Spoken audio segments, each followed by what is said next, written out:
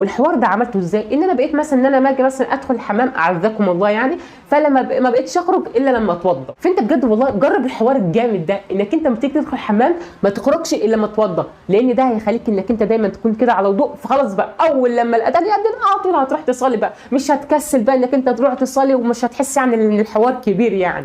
تالت حاجه ان انا شفت اقرب مسجد قريب مني وبقيت انزل اروح اصلي فيه. ولو انا هصلي في البيت فانا مخصص كده ركن جميل كده في البيت بصلي فيه، وعندي المصليه بتاعتي الجميله، بقيت على طول اول لما اسمع الاذان اخد المصليه الجميله بتاعتي واروح اصلي في الركن الجميل اللي انا مخصصه للصلاه. فشوف انت بقى اقرب مسجد قريب منك وانزل روح صلي فيه.